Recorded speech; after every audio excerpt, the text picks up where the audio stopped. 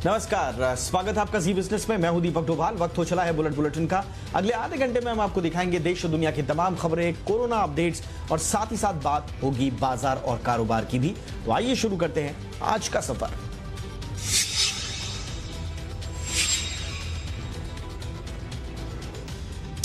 Corona को लेकर अरविंद केजरीवाल ने कहा है कि केंद्र और सरकार की कोशिशों से दिल्ली में कोरोना के हालात में सुधार हुए हैं। उन्होंने कहा कि अस्पतालों में बेड के पूरे इंतजाम हैं। अरविंद केजरीवाल ने लोगों की जान बचाने के लिए प्लाज्मा देने की भी अपील की है। उन्होंने कहा कि हमने हार नहीं मानी। हमारे कुछ साथी बीजेपी के ट्रैप में फंस करके अति महत्वाकांक्षी बन करके हॉर्स ट्रेडिंग करना राजनीति में लड़ी होती है विचारधारा की, नीति की कार्यक्रम समझ आता है। पार्टी में आए जाए कोई डेमोक्रेसी खत्म करने वाले लोग बैठे दिल्ली के अंदर हॉर्स ट्रेडिंग कर रहे हैं, सरकारों को गिरा रहे हैं वो लोग।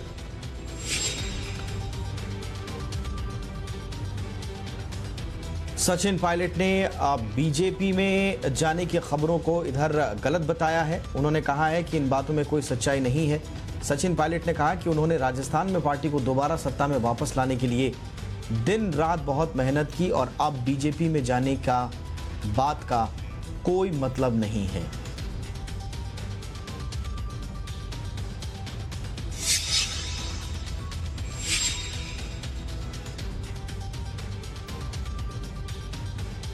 राजस्थान में जारी सियासी उठापटक के बीच विधानसभा स्पीकर ने सचिन पायलट को नोटिस दिया है। यह नोटिस पायलट समेत 19 विधायकों को दिया गया है। नोटिस मिलने वालों में विश्वेंद्र सिंह, रमेश मीणा, मुरारी लाल मीणा, हरीश मीणा, GR खटाणा, सुरेश मोदी, इंदिराज गुर्जर, राकेश पारीक, मुकेश भाकर, रामनिवास गावड़िया, वेद प्रकाश सोलंकी, ब्रजेंद्र ओला, दीपेंद्र सिंह शेखावत और अमर सिंह जाटव हैं।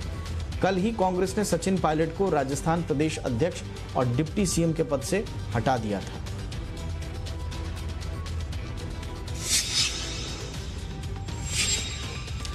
बीजेपी के राजस्थान प्रदेश सरकार ने BTP के विधायकों को बंधक बना रखा है।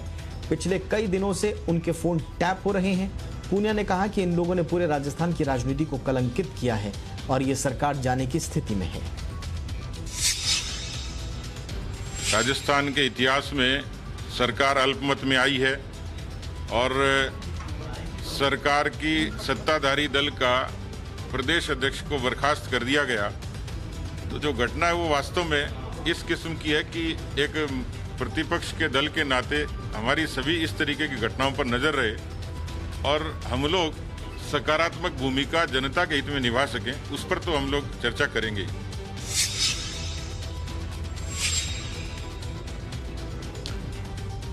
और प्रधानमंत्री नरेंद्र मोदी ने कहा है कि कोरोना काल ने पूरी दुनिया में वर्क कल्चर और नेचर ऑफ जॉब को बदल दिया है और युवा इसके मुताबिक खुद को तेजी से ढाल रहे हैं। उन्होंने कहा कि 21वीं सदी के युवाओं की सबसे बड़ी ताकत स्किल ही है, उनमें इसे हासिल करने की क्षमता है। उन्होंने कहा कि आज के दौर में बिजनेस और व्यापार तेजी से बदल रहा है। विभिन्न सेक्टर्स में लाखों स्किल्ड लोगों की जरूरत है। देश के युवाओं को इसके लिए तैयार रहने की जरूरत है। PM मोदी ने कहा कि विश्व युवा कौशल दिवस पर वीडियो कॉन्फ्रेंसिंग के जरिए प्रधानमंत्री नरेंद्र मोदी ने अपनी बात रखी। रिलेवेंट रहने का मंत्र है स्किल, रीस्किल और अपस्किल। स्किल का अर्थ है आप कोई नया हुनर सीखें, जैसे कि आपने लकड़ी के एक टुकड़े से कुर्सी बनाना सीखा, ये आपका हुनर हुआ। स्किल, रीस्किल और अपस्किल का ये मंत्र जानना, समझना और उसका पालन करना हम सभी के जीवन में बहुत महत्वपूर्ण है।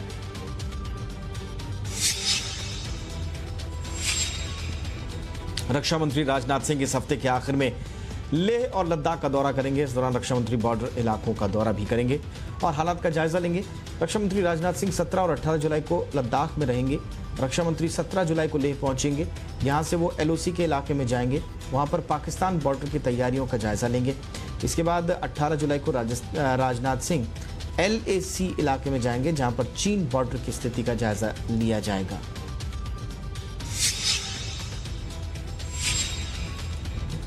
कश्मीर घाटी में सेना के ऑपरेशन ऑल आउट से घबराए आतंकी अब अपहरण का सहारा ले रहे हैं। जम्मू कश्मीर में बीजेपी नेता मेहराजुद्दीन मल्ला का अपहरण कर लिया गया है। मेहराज को बारामूले के सोपोर से अगवा किया गया है। मेहराजुद्दीन मल कल रात से गायब है।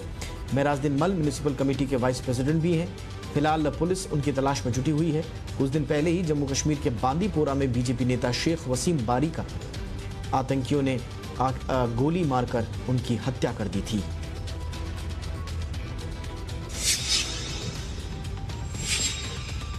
देश में कोरोना का कहर थमने का नाम नहीं ले रहा है। बीते 24 घंटे में रिकॉर्ड 29,429 नए मामले सामने आए हैं। नए केस जुड़ने के बाद संक्रमितों की संख्या 9,36,000 के पार हो गई है। वहीं मरने वालों की संख्या भी 24,300 के पार पहुंच गई है। अब तक देश में 5,92,000 से ज्यादा लोग ठीक हो चुके हैं। रिकवरी रेट 63% के करीब हो गया है। फिलहाल देश में एक्टिव केसेस 3,19,000 के पार हो गए हैं। सबसे ज्यादा पीड़ित राज्यों में पहले नंबर पर महाराष्ट्र है, दूसरे नंबर पर तमिलनाडु और तीसरे नंबर पर दिल्ली है।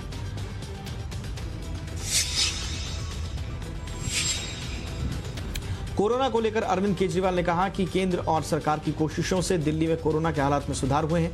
उन्होंने कहा कि अस्पतालों में बेड के पूरे इंतजाम हैं। अरविंद केजरीवाल ने लोगों की जान बचाने के लिए प्लाज्मा देने की भी अपील की। उन्होंने कहा कि हमने हार नहीं मानी है।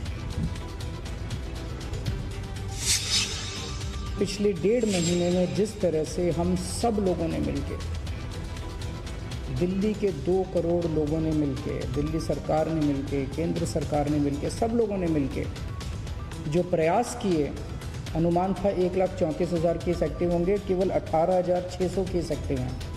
हमने 15,500 बेड्स का इंतजाम कर लिया है, लेकिन आज उनमें केवल 4,000 बेड भरे हुए हैं, बाकी सारे बेड खाली हैं। तो स्थिति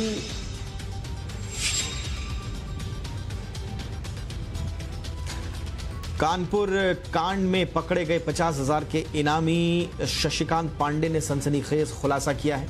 शशिकांत पांडे ने कहा कि विकास दुबे ने पुलिस वालों को मारने की बात कहकर गांव में बुलवाया और हथियार दिए। उसने बताया कि इसके बाद विकास दुबे, अमर दुबे, प्रभात मिश्रा, बब्बा, अतुल दुबे ने पुलिस पर गोलियां चलाई। शशिकांत ने कहा कि उसने और उसके पिता ने भी पुलिस पर फायरिंग की थी। आपको बता दें कि इस गैंग ने फायरिंग कर 8 पुलिस वालों को शहीद कर दिया था।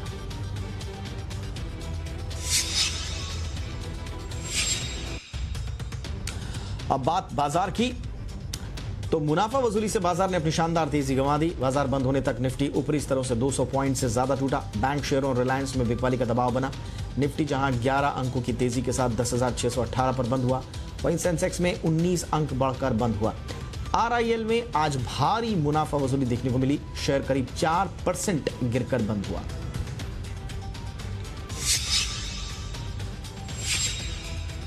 शेयर बाजारों में तेजी के रुख से अमेरिकी डॉलर में कमजोरी से रुपए को सहारा मिला। आज अमेरिकी डॉलर के मुकाबले रुपया 27 पैसे मजबूत होकर 75.15 पैसे पर बंद हुआ। जानकारों के मुताबिक भारत में कोविड-19 के टीके का इंसान पर ट्रायल शुरू होने से निवेशकों का भरोसा मजबूत हुआ है। आज रुपया सुबह 75.35 पर खुला और बाद में इसमें तेजी देखी गई।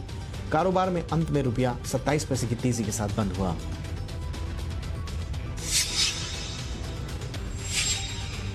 आईटी की दिग्गज कंपनी इन्फोसिस के नतीजे अनुमान से बेहतर रहे। अप्रैल जून तिमाही के दौरान कंपनी का मुनाफा 4,233 करोड़ रुपए रहा, जबकि 3,900 करोड़ रुपए का था। इस दौरान कंपनी की आय 23,267 करोड़ रुपए से बढ़कर 23,665 करोड़ रही। पहली तिमाही में कंपनी की डॉलर आय 3,121 मिलियन डॉलर रही। एबिटा मार्जिन भी 21.2% से बढ़कर 22.7% रहा।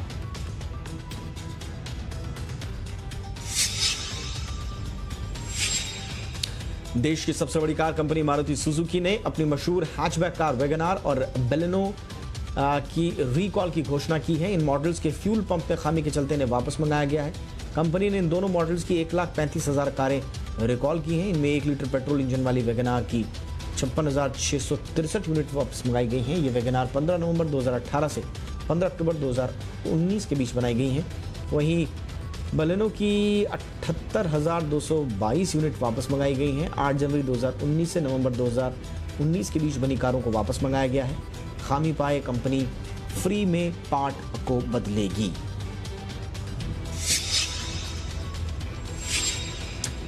हर साल 20% तक बढ़ने वाले थर्ड पार्टी मोटर इंश्योरेंस में इस बार राहत की खबर है। जी बिजनेस की एक्सक्लूसिव जानकारी के मुताबिक लॉकडाउन के चलते सरकार इसमें बढ़ोतरी के पक्ष में नहीं है। इससे आम लोगों के साथ साथ ऑटो कंपनियों को भी राहत मिलेगी। सूत्रों के मुताबिक लॉकडाउन के चलते एक्सीडेंट्स कम हो रहे हैं और कंपनियों की लागत घटी है। आपको बता दें कि थर्ड पार्टी इंश्योरेंस की प्रीमियम इंश्योरेंस रेगुलेटर IRDAI तय करता है।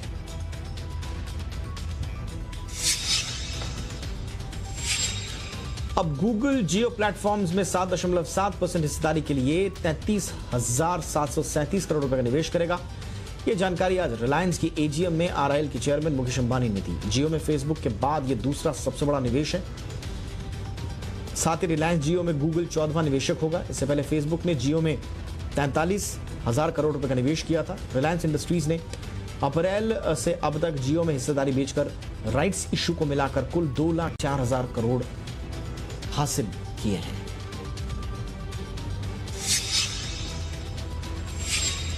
गूगल के साथ मिलकर जियो भारत में सस्ते एंड्रॉयड फोन बनाएंगी। RIL के चेयरमैन मुकेश अंबानी ने आज कंपनी की AGM में इसका ऐलान किया। उन्होंने बताया कि वो गूगल के साथ मिलकर 4G 5G स्मार्टफोन बनाएंगे। ये स्मार्टफोन एंड्रॉयड ऑपरेटिंग सिस्टम पर आधारित होंगे। मुकेश अंबानी ने बताया कि अब तक देश में 10 करोड़ से ज्यादा जियो फोन बेचे जा चुके हैं, लेकिन अभी भी फीचर फोन यूजर्स इस बात का इंतजार कर रहे हैं कि उनके पास स्मार्टफोन आए।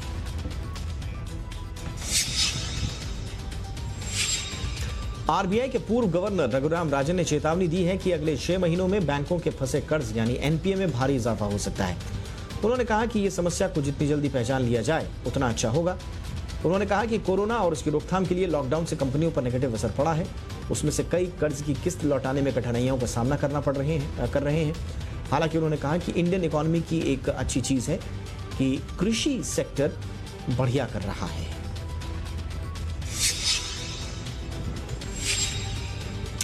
फार्मा कंपनी जाइडस कैडिला ने अपनी संभावित कोविड-19 वैक्सीन ज़ाइकोव-D का इंसानों पर ट्रायल शुरू कर दिया है। कंपनी ने बताया कि पहले चरण में वो देश के विभिन्न हिस्सों में 1,000 लोगों को इसके लिए एनरोल करेगी। कंपनी ने कहा कि ज़ाइकोव-D का एडेप्टिव फेज अब पहली इंसानी डोज के साथ शुरू हो चुका है। इस ट्रायल में इंसानों पर इसके असर का अध्ययन किया जाएगा। जाइडस कोविड-19 की संभावित वैक्सीन के इंसानी ट्रायल के लिए मंजूरी पाने वाली दूसरी कंपनी है। इससे कुछ देश में कोरोना की पहली संभावित वैक्सीन इससे पहले कोवैक्सीन के इंसान पर ट्रायल्स को मंजूरी दी गई थी।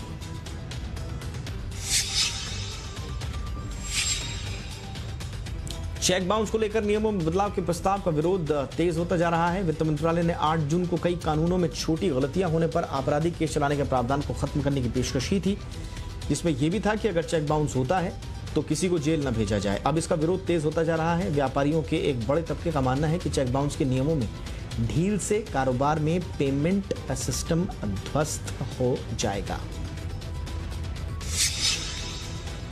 हम जो भी व्यापार करते हैं, जब किसी को माल देते हैं तो हम उससे पोस्ट डेटेड चेक्स ले लेते हैं। अब पोस्ट डेटेड चेक का अगले को दूसरे बंदे को कुछ डर रहता है भी उसने चेक दिया हुआ है और चेक अगर बाउंस होगा तो हम 138 में क्रिमिनल केस उसको दायर कर सकते हैं। ये क्रिमिनल केस जो ऑलरेडी जिसका प्रावधान है उसमें भी लोग जो हैं उसको भी सर्कमफ्रेंस करते हैं। वो कोर्ट में आके उससे डेट लेते हैं और कई जो नॉन बेलेबल वारंट भी हो जाते हैं उसका भी वो बॉदर नहीं करते। अगर हम इसको सिविल मैटर कर देंगे तो ये बिल्कुल ही बहुत ही प्रॉब्लम हो जाएगी और लोगों को कोई डर नहीं होगा कि किसी ने किसी को पेमेंट देनी है कि नहीं देनी। गवर्नमेंट को सोचना चाहिए कि ये अगर चेक बाउंस को सिविल मैटर कर देंगे तो बिजनेसमैन को बहुत प्रॉब्लम्स होगी और इसको रिव्यू करना चाहिए। 138B जो ऑलरेडी क्रिमिनल मैटर है इसको और स्ट्रिंजेंट करने की ज़रूरत है, ना कि इसको सिविल मैटर ले जाने की।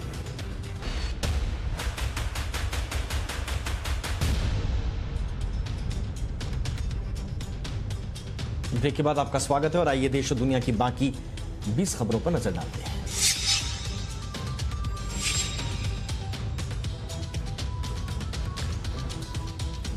मुंबई में बारिश के चलते लोगों को भारी दिक्कतों का सामना करना पड़ रहा है। अब मौसम विभाग ने मुंबई में भारी बारिश का अलर्ट जारी किया है। मुंबई के कोलाबा में पिछले 24 घंटे के दौरान 122 मिलीमीटर बारिश रिकॉर्ड की गई है। सांता क्रूज में पिछले 24 घंटे के दौरान 97 मिलीमीटर बारिश दर्ज की गई। बीएमसी को आज हिंद माता, दादर, टीटी साइन, रुइया कॉलेज, शेख मिस्त्री, दरगाह, वडाला, तिलक ब्रिज, दादर, अंधेरी, सबवे इलाके से जल भराव की शिकायतें मिली हैं। आज 22 जगहों पर पेड़ गिरने की घटनाएं भी हुई हैं, जबकि 21 जगहों पर शॉर्ट सर्किट के हादसे हुए हैं।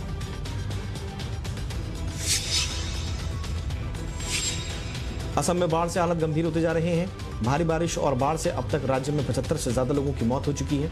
राज्य के करीब 22 लाख लोग बाढ़ से प्रभावित हैं। ब्रह्मपुत्र नदी अभी खतरे के निशान से ऊपर बह रही है। वहीं असम के कई शहरों में पानी घुस गया है। बाढ़ से प्रभावित लोगों तक राहत पहुंचाने के लिए युद्ध स्तर पर काम हो रहा है।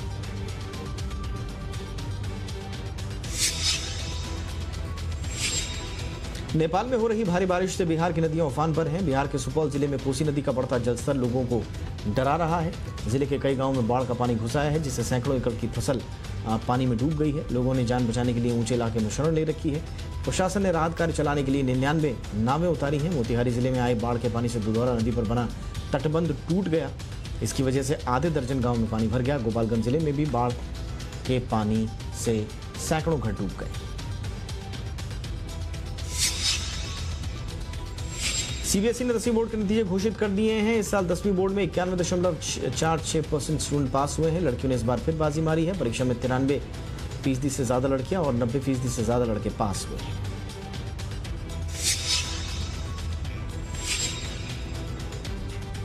पश्चिम बंगाल बीजेपी ने विधायक देवेंद्र नाथ रॉय की संदिग्ध मौत पर दक्षिण कोलकाता के पार्क स्टेशन थाने पर प्रदर्शन किया। देवेंद्र नाथ रॉय फंदे पर लटके हुए पाए गए थे। बीजेपी का आरोप है कि यह सुसाइड नहीं बल्कि हत्या है।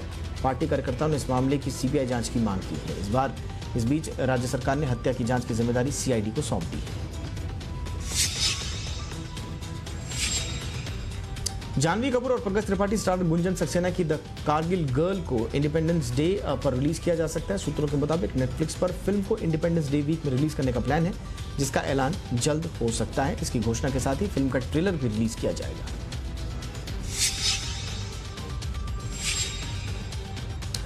राजकुमार राव साउथ की सुपरहिट फिल्म का रीमेक करने को राजी हो गए हैं। आमतौर पर ओरिजिनल और नई कहानियों में काम करने वाले राजकुमार इसी साल आई तेलुगु फिल्म जो काफी हिट रही द फर्स्ट केस के रीमेक के लिए हामी भर चुके हैं।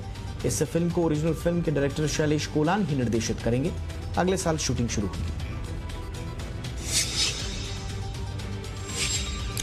विद्या बालन की फिल्म शकुंतला देवी का ट्रेलर रिलीज कर दिया गया है। फिल्म में विद्या रियल लाइफ ह्यूमन कंप्यूटर के नाम से मशहूर मैथमेटिशियन शकुंतला देवी का किरदार निभाती नजर आ रही हैं। थिएटर बंद होने से यह फिल्म अब अमेजॉन प्राइम पर 31 जुलाई को प्रीमियर होगी। फिल्म में विद्या के साथ अमित साध, सान्या मल्होत्रा और जीशु सेन गुप्ता भी अहम किरदार में नजर आएंगे। पूर्व हॉकी खिलाड़ी संदीप सिंह की बायोपिक सूरमा का सीक्वल बनाया जाएगा। खुद संदीप सिंह ने ट्विटर पर इसकी जानकारी दी है। संदीप ने ट्वीट किया कि सूरमा को मिले प्यार और उसकी सफलता के बाद अब संदीप सिंह के आगे का सफर शुरू होगा। उन्होंने फिल्म का नाम भी हिंट दिया है। फिल्म का नाम सिंह सूरमा हो सकता है। इससे पहले 2018 में यह फिल्म रिलीज हुई थी।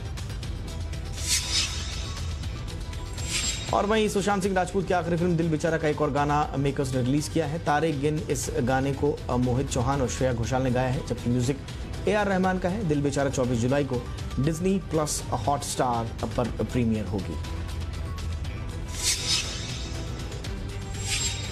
भारतीय क्रिकेट कंट्रोल बोर्ड यानी BCCI इंडियन प्रीमियर लीग यानी IPL के आयोजन को लेकर पूरा जोर लगा रहा है। भारत में कोरोना वायरस के हालात को देखते हुए ये लीग विदेश में आयोजित की जा सकती है। ऐसे में BCCI अपने सेंट्रल कॉन्ट्रैक्ट वाले खिलाड़ियों को नेशनल कैंप और इस लीग का आयोजन UAE में करने की योजना बना रहा है। एक लीडिंग न्यूज़पेपर में छपी रिपोर्ट के मुताबिक BCCI से जुड़े सूत्रों ने बताया कि पूरी उम्मीद है कि IPL को UAE में आयोजित किया जाए।